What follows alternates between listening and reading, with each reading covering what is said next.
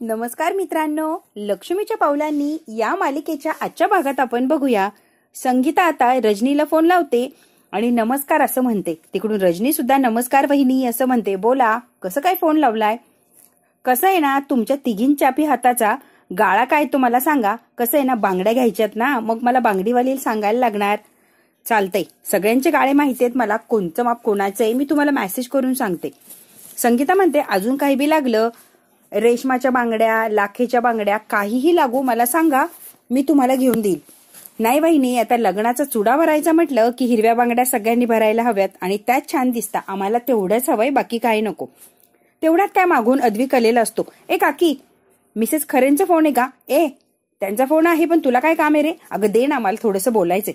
तुला काय बोलायचंय अद्विक? अगं दे की, मला बोलायचंय. काकी काकी म्हणते तुला कलाशी बोलता येणार नाही. अगं नाही नाही, तिचं काय संबंध, आणि मला तिच्याशी बोलायचंच नाहीये. मला मिसेस खरे सोबतच बोलायचंय. अद्विकला बोलायचंय, पण कलाकडे फोन देऊ नका. नाही नाही, मी नाही देणार. आता अद्विकने फोन घेतलेला असतो. मिसेस खरे, कशा आहात तुम्ही? मी बरी आहे. तुम्ही कसे जावई बापू? मी पण बरं आहे. बाकी सगळे बरेत का हो तिकडे? हो हो, समदे बरेत. मला आहे ना तुमच्याशी जरा बोलायचं होतं. बोला की जावई बापू. हे बघा, लग्न कर म्हटलं की खूप टेन्शन असणार, खूप खर्चही असणार, आणि त्याबद्दलच मला तुमच्याशी जरा बोलायचं होतं. हे बघा, मला तुम्हाला म्हणूनच थोडेसे पैसे द्यायची इच्छा आहे, आणि तुम्ही नको म्हणू नका प्लीज. तेवढे पैसे घ्या. नाही नाही जावाय बापू, आम्हाला काही बी गरज नाहीये. मला माहितीये मिसेस खरे, तुमची मुलगी खूप स्वाभिमानी आहे, तिला हे चालणारच नाहीये, हे सुद्धा मला माहितीये. संगीता म्हणते तुम्ही टेन्शन घेऊ नका बरं, तिच्या कोणत्या बी इच्छा अपुऱ्या राहणार नाही. आम्ही बघतोय की, आणि आमच्या परीने आम्ही प्रयत्न करतोच आहे. संगीता आता फोन हात लावते आणि फोन जरा बाजूला पकडून म्हणते, दिनकरला आवाज देते, इकडे या की जरा. दिनकर येतो. जावई बापू म्हणतात पैसे पाहिजे का? दिनकर तिला खुणवतो, नको नको. संगीता आता परत बोलायला लागते फोनवर. संगीता म्हणते हॅलो जावई बापू, हे बी नाही म्हणालेत, आम्हाला नकोय पैशांची गरज, आणि नकोत आम्हाला तुमचा कुठला पैसा. लागलेत आम्ही मागून घेऊ की? अद्विक ऐकायला तयार नसतो. मला काय म्हणायचं एकदा ऐकता का तुम्ही? तुमची मुलगी जरी असली तरी माझी बायको आहे ना, ती तिच्या पण काही इच्छा असू शकता ना. त्यामुळे पैसे नाहीत म्हणून तिने इच्छा मारणं हे चुकीचं आहे, आणि मला ते होऊ द्यायचं नाहीये. हे बघा, तुमच्यावर उपकार वगैरे करतो असं काही नाहीये, मदत करण्याचा प्रयत्न करतो हे तर अजिबातच नाहीये. तिची इच्छा पूर्ण झाली पाहिजे. तिची इच्छा होती की लग्न अगदी थाटामाटात पार पाडायचे, आणि मग सगळं व्हायचं असेल तर खर्च येणारच, म्हणून पैसे देतो. माझी बायकोला सगळ्या काही गोष्टी मिळाव्यात म्हणून पैसे देतो. तुम्हाला मदत करावी किंवा तुमच्याकडे पैसे नाही म्हणून मुळातच देत नाहीये. फक्त माझ्या बायकोची इच्छा पूर्ण व्हावी म्हणून देतोय मिसेस खरे, प्लीज नाही म्हणू नका. संगीता आता हसायला लागलेली असते अद्विकच्या या बोलण्यावर. पण बिन काही नाही, फक्त मला सांगा मी कधी येऊ? संगी म्हणते असं आहे काय जावई बापू, तुम्हाला यायचंय हो इकडे? कलाला भेटायला इकडे यायचंय म्हणून समदा घाट घातलाय. अहो तसं काही नाही नाही नाही नाही, गैरसमज करू नका तुम्ही. 1 ग्रॅम सोन्याचे दागिने सुरू केलेत ना, मग ते घ्यायचेत आम्हाला. मग आम्ही हापिसात येतो, तुम्ही आमच्या घरी येऊ नका, आपण तिथेच डायरेक्ट भेटू. संगीताने आता फोन ठेवलेला असतो. अद्विकला घरी यायचं असतं, त्याला चान्स मिळतच नाही, ती डायरेक्ट नाही असं सांगते. फोन ठेवल्यावर संगीता म्हणते जावई बापू पण ना कलाला भेटण्यासाठी उतावळे झालेत बघा की. अद्विक म्हणतो कोणतं तरी वेगळं कारण काढायला लागणार, आणि काहीही झालं तरी कलाला भेटायचंच आहे मला. अद्विक म्हणतो माझ्या हातात फोन आहे, पटकन खरेला फोन लावू का?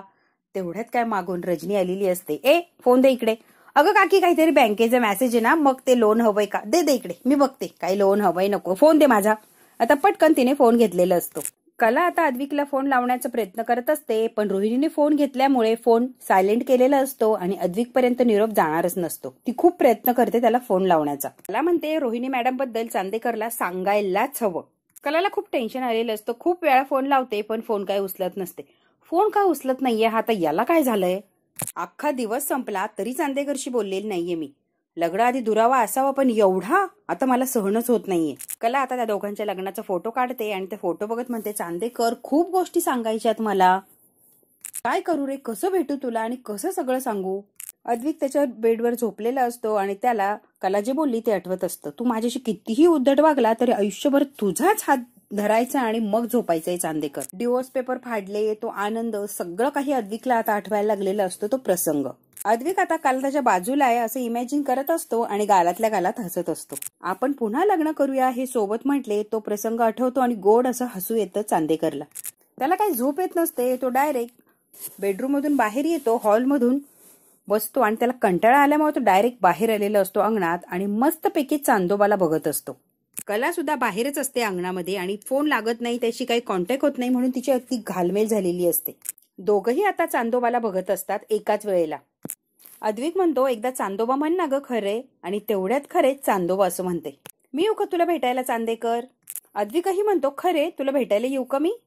मला म्हणते मी जाणारच त्याला भेटायला, आणि घरात गेलेली असते, चप्पल घालते आणि निघालेली असते. तेवढ्यात काय संगीता कले असा आवाज देते मागून. कला खूप घाबरते आणि माघारी बघते. संगीता आता तिच्या जवळ येते. काय चाललं ग, आणि कुठे निघालीस एवढ्या रातच्याला? पाणी प्यायला जरा उठले, बघते तू इथं मोकळ्यावर काय करायला लागली. काय करते तू बाहेर? अगं आई, बसून बसून कंटाळा आला, पाय मोकळे करायचे म्हणून चालतीये जरा, दुसरं काय नाही. संगीता म्हणते, 2 दिवसावर लग्न आलंय, रातच्याला मोकळ्यावर फिरणं बरं नाहीये. आधी आई थोडं फिरू दे ना, थोडं फिरू दे ना. मला चांदेकरला भेटायचंय, तुला स्पष्टच सांगते. मला माहितीये लय महत्वाचं काम आहे, त्याला काहीतरी सांगायचंय, गरजेचं आहे, बरोबर ना? आई तू म्हणतेस ते आहेच ग, पण मला खूप आठवण येते चांदेकरची, त्याच्यामुळे मला त्याला भेटायचंय. आम्ही एवढे दूर कधी राहिलोच नाहीये एकमेकांपासून, त्यामुळे आता राहणं कठीण जातंय. एकदा भेटू दे ना प्लीज. संगीता म्हणते, ऐका आता लगीन जवळ आलं ना म्हणून जीवाची अशी तगमग होतीये तुझ्या. संगीता म्हणते, आयुष्यभर एकत्र राहायचं असेल तर बाळा थोडा दुरावा सहन करायलाच लागतो. आम्ही आयुष्यभर एकत्र आलोच नाही, असाच दुरावा राहिला तर काय करणार आहे तू? संगीता म्हणते, कले काही बी काय बोलतीये का येड्यावानी? येडीबिडी झालीस का? कळतंय का काय बोलतीये? आज जायचं आणि गपचूप झोपायचा, शहाणपणा करायचा नाही. कला आता आतमध्ये गेलेली असते. जाताना गुड नाईट चांदेकर असं म्हणते. इकडे अद्विक सुद्धा गुड नाईट खरे असं म्हणतो आणि तोही झोपायला निघून गेलेला असतो. दुसऱ्या दिवशी छान अशी कला तयार झालेली असते, खूप सुंदर दिसत असते. इकडे आता अद्विक सुद्धा खूप छान तयार झालेला असतो, तोही खूप छान दिसत असतो. कला आता आरशा पुढे बसलेली असते आणि तिच्या लग्नाच्या वेळेचा प्रसंग तिला आठवायला लागलेला असतो. संगीत आणि तिला जबरदस्तीने तयार केलेलं असतं, तोंड झाकवून लग्न मंडपात बसवलेलं असतं. सगळं काही कलाला आता आठवत असतं. चांदेकर शिवाय आयुष्य जगायचं नाही आणि अद्विक म्हटलेलं असतो, कलाशिवाय आयुष्य जगताच येणार नाही. आबांना जेव्हा सांगत असतात तो प्रसंग यांना आठवत असतो. आबा म्हणतात, वा वा वा, बाजीच मारली की. अद्विक आता कलेला म्हटलेला असतो की मी तुझा हात धरून झोपलं तर चालेल का, तो प्रसंगही आठवत असतो. अद्विकला आता कला कशी तयार व्हायची, त्याच्या समोर उभी राहायची, मध्ये मध्ये करायची, किंवा त्याला धोतर कसं नेसून दिलं, सगळे काही प्रसंग अद्विकच्या डोळ्यासमोरून चाललेले असतात. त्याला खूप आठवण येत असते कलाची. कलालाही आठवत असतं, एकत्र म्हटलेले असतात की आपण पुन्हा लग्न करूया. खूप छान असं वाटत असतं दोघांना सुद्धा. कला आरशासमोर बसलेली असते आणि स्वतःशीच बोलते, आधीचं लग्न मनाविरुद्ध झालं होतं, पण आता आणि लाजलेली असते. हे लग्न मनापासून होतंय, आता मी कायम चांदेकर सोबत असणार. चांदेकर, मला तुझी सोबत आयुष्यभरासाठी हवीये. इकडे अद्विक सुद्धा आरशासमोर उभाच असतो. अद्विक म्हणत असतो, चांगल्या वाईट आनंदाच्या दुःखाच्या कुठल्याही प्रसंगात खरे तू माझी साथ कधीच सोडली नाही. आता मात्र आनंदाचा प्रसंग असो किंवा कुठचाही, मला तुझी साथ सोडायची नाहीये.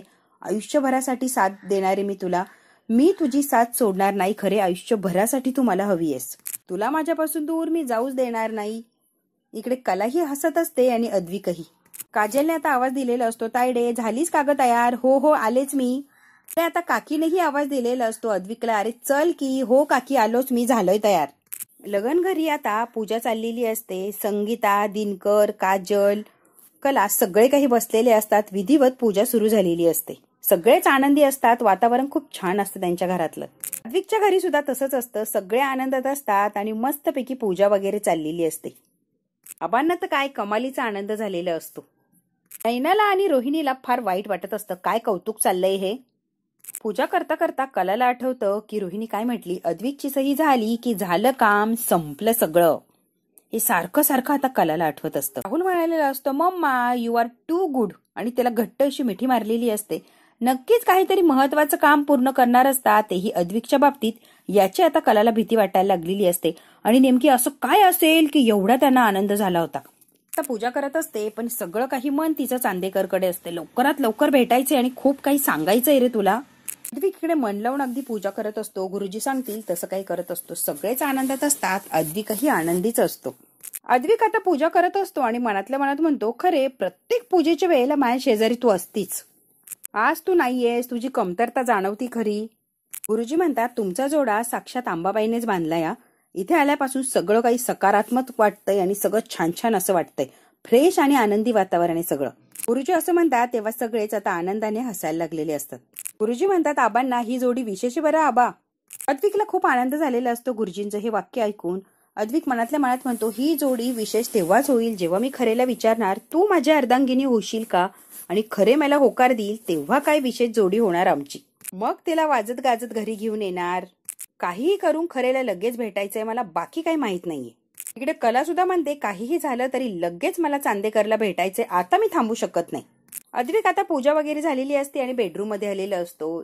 गुरुजीजी म्हटले की तुमचा जोडा साक्षात अंबाबाईने बांधलाय, खूप प्रसन्न आणि छान वाटतं इथे येऊन. अद्विक आता सगळ्या गोष्टींचा विचार करायला लागलेला असतो. इथे आल्यापासून सगळं काही सकारात्मक वाटतंय हो मला. अद्विक सगळ्या रूम कडे बघतो आणि म्हणतो, तुझी इतकी सवय झालीये खरे, इतकी सवय झालीये, तू नाहीयेस ना आता सगळं रिकामा रिकामा वाटतंय. कला आता तिचं मंगळसूत्र घेऊन बसलेली असते आणि डोळे भरून ते मंगळसूत्र बघत असते. ते मंगळसूत्र स्वतःच्या जवळ घेते आणि म्हणते, चांदेकर सतत जवळ असण्याची, आसपास असण्याची सवय लागली रे मला. परत कलाने फोन उचललेला असतो, तिला राहतच नसतं. काही केलं तरी अद्विक सोबत कॉन्टॅक्ट करायचाच असतो. कला म्हणते, हा फोन का उचलत नाहीये, किती वेळचा आणि किती ट्राय केलाय मी, हा फोन उचलत नाही, रिप्लाय देत नाही, नेमकी झालंय तरी काय. कला आता बसलेली असते याच्या फोनची वाट बघत आणि कसं भेटायचं काय विचार करत. इकडे आता अद्विकची ही ती अवस्था असते. त्याने स्वतःचा फोटो हातात घेतलेला असतो. चांदेकर, अहो काय काय चाललंय हे सगळं, किती बदललात तुम्ही. पण हे फिलिंग खरंच खूप कमाल आहे, कमाल असं वाटतंय मला. स्वतःचा फोटो ठेवलेला असतो, कपाटातून अल्बम काढतो आणि आता अल्बम बघत बसलेला असतो. लग्नात जे जे काही छान छान फोटो सगळे काही बघत असतो आणि प्रसंग त्याला आठवत असतात. ते फोटो बघतो आणि अद्विक म्हणतो, खरं तर किती बदललोय आम्ही दोघे. त्यावेळेला दोघांनाही असं वाटत होतं की हे लग्न का करतोय, कशासाठी करतोय, काही उपयोग तरी होणार आहे का. आता पुन्हा लग्न करतोय तर असं वाटतंय की कधी एकदाचे लग्न होणार आणि आम्ही कधी एकत्र येणार. त्यावेळेला त्या आत्या गावची या रूम मध्ये अडचण वाटायची, कधी बाहेर जाईल असं व्हायचं. आता ती नाहीये तर ही रूम अंगावर येते. काय होतंय माझं मला कळत नाहीये. अद्विक म्हणतो, कसं असतं ना, मनाला एखाद्याच्या ओढ लागली की नातं असं पटकन बहरतं आणि कधी ते फुलेल याचा विचार करतो. मग काय ती ओढ वेगळीच असते. कधी एकत्र येणार, कधी भेटणार, मनातल्या गोष्टी कधी सांगणार, सगळ्याच गोष्टींचा विचार करायला लागतं माणूस. खरंच सगळं काय काय झपाट्याने बदललंय. अद्विक आता सगळ्या गोष्टींचा बारीक असा विचार करत असतो. अद्विकने त्या अल्बम मधून एक फोटो काढलेला असतो दोघांचा. Great Advik Chandekar, bye bye, आणि स्वतःचा फोटो सिंगल असतो ते काढत असतो आणि आता त्यामध्ये हा फोटो लावत असतो. स्वतःचा फोटो लावलेला असतो आणि फोटो बघून खूप हसतो आणि म्हणतो, वेलकम मिस्टर आगाऊ आणि मिसेस आगाऊ, आणि हसत असतो त्या फोटोकडे बघून. असं झालेलं असतं, कधी लग्न होणार आणि कधी कला परत त्याच्या रूम मध्ये त्याच्या आयुष्यात येणार. अगदी उतावळा झालेला असतो हा अद्विक, आणि तिकडे कलाही उतावळी झालेली असते. अद्विक म्हणतो, खरे आणि मी कुठल्याही फ्रेम मध्ये असलो की फ्रेम अगदी परफेक्ट वाटते. मला असं वाटतं की ती फ्रेम आमच्यामुळेच परफेक्ट होते का, कधी परफेक्ट असतेच आणि आमचा फोटो लागतो, नाही नाही, आमच्यामुळेच ती फ्रेम परफेक्ट होते, अगदी परिपूर्ण अशी वाटते. इकडे कला लगेच म्हणते, कारण नातंच आपलं परिपूर्ण झालंय म्हणून सगळं काही छान परिपूर्ण असं वाटतंय. जसा अद्विक आता त्या फोटोतल्या फ्रेम मध्ये अडकलेला असतो, तशी आपली कला सुद्धा त्या फोटोतल्या फ्रेम मध्येच अडकलेली असते. कसं आहे ना, सहवास असो किंवा प्रेम, एकदा त्या फ्रेम मध्ये अडकलं की अडकलंच. सगळ्यात महत्वाचं असतं ते प्रेम. प्रेम असलं की सगळ्या बंधनांमध्ये माणूस ऑटोमॅटिक अडकला जातो आणि सगळी बंधनं जपण्याचा प्रयत्नही करतो. कला त्या फोटोकडे बघत असते. हातातल्या मोबाईल मध्ये तिने फोटो असा दोघांचा आणलेला असतो आणि तो क्रॉप केलेला असतो. त्या फोटोकडे बघते, सगळं काही या फोटोच्या फ्रेम मध्ये बंद झाल्यासारखं वाटतंय का. अशीच नाती बंधनं सगळी काही बंद होतात का.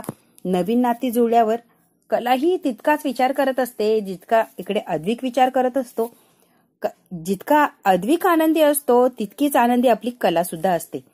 कला म्हणते, नातं आहे जितकं फुलत जाणार, बहरत जाणार, तसं तसं ते नातं अगदी घट्ट बनत जातं. कला आता तो फोटो बघत असते. अद्विकची खूप तिला आठवण येत असते. तिलाही असं झालेलं असतं की कधी मी जाणार, अद्विकला भेटणार, बोलणार. तिला आता असह्य झालेलं असतं अद्विकपासून लांब राहणं. ती म्हणते, कधी हे दिवस निघून जाणार आणि कधी आम्ही परत येणार. मी त्याच्यापासून एक मिनिटही वेगळी राहू शकत नाही. आणि हे काय चाललंय की आम्हाला फोनवर सुद्धा बोलता येत नाहीये, भेटता येत नाहीये. आता कलाही जरा नाराज झालेली असते, कारण तिला काहीही करून अद्विकला बघायचं असतं, भेटायचं असतं, खूप सारी गोष्टी सांगायच्या असतात. अद्विक काय सांगतो तेही ऐकून घ्यायचं असतं. अद्विक आणि कला दोघांची एक घालमेल चाललेली असते, एक वेगळीच ओढ असते आणि ती ओढ त्यांना सारखी एकमेकांकडे खेचत असते. काहीही करून आपल्याला भेटायचंय, खूप साऱ्या गप्पा मारायच्यात. आता कला प्रयत्न करत असते, पण तिने काही प्रयत्न केला की संगीता येऊन तिला अडवत असते. अद्विकच्या बाबतीतही तसंच होत असतं. अद्विक खूप वेळा प्रयत्न करतो, त्याच्याकडून तो फोन काढून घेतलेला असतो. प्रयत्न करतो, काही केला कलाशी कॉन्टॅक्ट करायचं, भेटायचं. त्यालाही सक्त मनाई केलेली असते, घराच्या बाहेर जायचं नाही. त्यामुळे अद्विक बिचारा घरातच अडकलेला असतो. कला छान पूजा वगैरे करून तयार झालेली असते. अद्विकही पूजा वगैरे करून तयार झालेले असतात. त्यांच्याकडे वेळच वेळ असतो. त्यामुळे दोघंही एकमेकांचे फोटो घेतात आणि ते फ्रेम बघून ते आता एकमेकांचं समाधान करत असतात. कलाही काही झालं तरी बाहेर जाऊ शकत नाही आणि कला बाहेर जाण्याचा प्रयत्न केला तर लक्ष ठेवायला संगीताचं असतेच. त्यामुळे कला अगदी बेडरूम मध्ये बसलेली असते आणि अद्विकची ही सेम ती सिच्युएशन झालेली असते. बेडरूम मध्ये बसलेला असतो, त्या बेडरूम कडे बघतो आणि म्हणतो, तुझी इतकी सवय झालीये, तू कधी येशील असं झालंय मला. आणि सारखा तो कलाचा विचार करत असतो. इकडे कला अद्विकचा विचार करत असते. कला आणि अद्विक दोघांची एकच सिच्युएशन झालेली असते. आता मात्र दोघांना असह्य झालेलं असतं. असं वाटत असतं की कधी जाणार आणि याला भेटणार किंवा कधी जाऊन हिला भेटणार, मनातल्या सगळ्या गोष्टी सांगणार. काय उलगाल होत असते आपल्या कलाचीच. अद्विक म्हणतो, इतकं सुंदर असतं प्रेम, प्रेमा इतकं सुंदर काही नसूच शकतं का. हे जेव्हा मी प्रेमात पडलोय ना तेव्हा मला जाणवायला लागले, प्रेमामध्ये नवीनच एक ओढ असते, आपुलकी असते, अट्रॅक्शन असतं, एक दिलासा देणारी भावना असते, एकमेकांना भेटण्याची ओढ असते. किती सुंदर असतं हे प्रेम. अद्विकला पहिल्यांदाच जाणवलेलं असतं, कारण प्रेमाविषयी एवढा काही विचार आणि शांतपणे पहिल्यांदाच अद्विकने केलेलं असतो. त्यामुळे एक्झॅक्टली प्रेम काय असतं हे अद्विकला आता कुठे जाणवतं आणि तो स्वतःच्या मनालाच म्हणत असतो, इतकं सुंदर असतं हे प्रेम, खरंच मला पहिल्यांदाच जाणवलं. इकडे आता कलाची पण काही वेगळी अवस्था नसते. जशी अद्विकची अवस्था असते तशीच कलाची असते. कला म्हणते, हे प्रेम प्रेम काय बाबा, वेडच लावतं माणसाला, अगदी वेगळं असतं हे प्रेम, काय करू आणि काय नाही असं झालंय या प्रेमामध्ये. प्रेमापेक्षा सुंदर या जगात काहीच नाहीये, काही असूच शकत नाही. एक नंबर सुंदर काहीतरी वेगळं असेल तर हे प्रेम. जगात सुंदर गोष्टीही खूप आहेत, पण प्रेमाच्या पुढे सगळ्या काही फिक्क्या. प्रेम जितकं सुंदर, नितळ, साधं, सोपं आहे, तितकं सुंदर आणि नितळ असं काहीच नाहीये.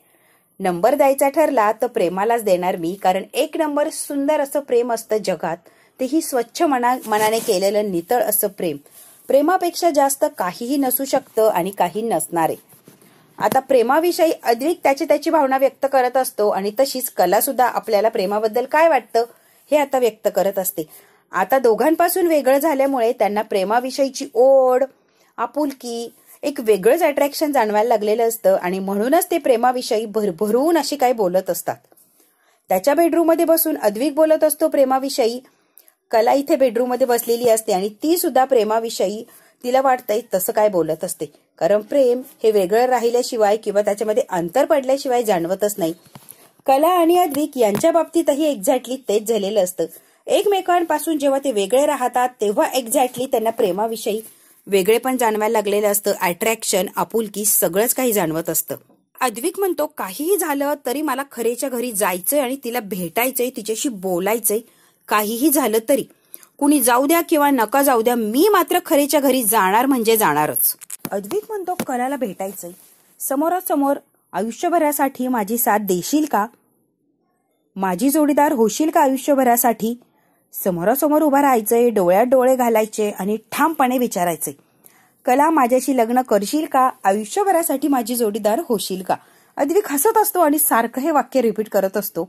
त्याला असं झालेलं असतं, उडून जाऊ की काय मी कलाकडे आणि माझ्या मनात जे चाललंय, जे माझ्या ओठांवर आहे ते पटकन तुला बोलून मोकळं होणार का. त्यावर आता कलाची काय रिॲक्शन असणार हेही त्याला अशी एक्साइटेडमेंट असते की कला यावर काय बोलणार किंवा ती काय रिप्लाय देणार मला. अद्विक काहीतरी वेगळाच झालेला असतो. नेहमीचा चिडणारा, रागवणारा, धडपड करणारा अद्विक अजिबात नसतो. अगदी प्रेमळ आणि प्रेमात अगदी डुंबलेला आपल्या पुढे अद्विक दिसत असतो. खूप मायाळू, प्रेमळ, तिचाच विचार करणारा, तिच्या प्रेमामध्ये बुडालेला अद्विक आपल्या समोर असतो. इतकं चेहऱ्यावर हसू, आनंद असतो की कमालीचा. जशी आता इकडे अद्विकची अवस्था असते तशी सेम कलाची सुद्धा अवस्था असते. कलालाही तितकीच ओढ, तितकीच माया, तितकंच प्रेम, तितकी धडपड असते याला भेटण्यासाठी, याला भेटायचं, याला मनातलं सांगायचं आणि तिला महत्वाचं म्हणजे रोहिणीचं आणि राहुल विषयी सुद्धा सांगायचं असतं. म्हणून वेगळंच काहीतरी हिच्यावर दडपणही असतं, एक ओढही असते. अद्विकला भेटायचंय, मनातल्या भावना सांगायच्या आहे आणि रोहिणी आणि राहुल यांच्याबद्दलही तिला सांगायचं असतं. म्हणून हिच्याकडे वेगळंच काहीतरी कारण असतं अद्विकला भेटायला. अद्विक मात्र फक्त प्रेम प्रेम या नात्यानेच तिला भेटणार असतो. दोघांनाही आता ओढ आणि वेगळीच काहीतरी भावना निर्माण झालेली असते. आता बघूया नेमकी त्यांचं हे नातं कसं बहरतं, कसं फुलतं. हा भाग इथेच संपला. पुढच्या भागात काय होणार अगदी आपण थोडक्यात बघूया. कला आता पूजेसाठी बसलेली असते. सगळ्या बायका आलेल्या असतात त्या कॉलनीतल्या आणि त्यांचे सगळं काय आता सुरू झालेलं असतं विधी. तेवढ्यात काय साडी नेसून डोक्यावर पदर घेऊन आलेला असतो अद्विक आणि कलाच्या समोर बसतो. कला म्हणते, काय हो तुमचा आवाज असा कसा येतोय? सुगम संगीताचा कार्यक्रम होता ना जरा, त्यामुळे आवाज बिघडलाय माझा. तुमची स्टाईल आवडली आहे मला, एक नंबर. काय तुमची स्टाईल आहे खरंच. कला आता कौतुक करत असते. अद्विकने अगदी पदर घेतलेला असतो आणि तो मुलगा आहे की मुलगी हे कळतच नसतं. कला आता भरभरून असं कौतुक करत असते. स्टाईल मात्र आवडली, आवडणारच. कोण आहे मी? The great. आणि अद्विक शांत बसलेला असतो. आता मात्र कलाला कळतं की हा दुसरा तिसरा कोणी नाही तर खरे आहे. अद्विक चांदेकर आहे खरेच्या समोर बसलेला. आता मात्र कलेला सगळं कळलेलं असतं आणि अद्विकचं भांडं फुटलेलं असतं. कला आता आश्चर्यचकित होऊन या अद्विककडे बघायला लागलेली असते. चुडा भरण्याचा प्रसंग असतो आणि रोहिणी जेव्हा कलेला चुडा भरत असते, मुद्दाम तिचा हात दाबून ओढून खेचून रागारागाने तिला चुडा भरत असते. हे आता सरोज बघत असते वरून. सगळ्यांच्याच लक्षात येतं की रोहिणी मुद्दाम त्रास देतेय कलाला. चुडा भरत असताना राग बघत असते आणि हेडेच पेडेच करत असते कलाची. आता कलाच्याही लक्षात येतं की रोहिणी हे मुद्दाम करतीये किंवा खुन्नस करतीये. तिथे बसलेल्या सगळ्यांच्याच लक्षात आलेलं कलाला त्रास होतोय तरी जबरदस्तीने तिच्या हातामध्ये बांगडी भरतीये ही. आता बघूया रोहिणी ज्या उद्देशाने आलीये ते उद्देश ती सिद्ध करणार का, की कला सगळं काही सांगून रोहिणी आणि राहुलचं भांडं मध्येच फोडणार. अद्विकला सगळं काही सत्य कळाल्यावर अद्विक रोहिणीची आणि राहुलची काय अवस्था करणार. एकदा राहुलला माफ करून घरात घेतलेलं असतं, आता आबा त्याला कायमचं घरातून बाहेर काढणार का, हे सगळं काही बघायचं असेल. या प्रश्नांची उत्तरं जर मिळवायची असेल तर आपल्याला बघायला लागणार उद्याचा भाग. हा भाग इथेच संपला. व्हिडिओ आवडल्यास लाईक, शेअर, सबस्क्राईब नक्की करा. धन्यवाद.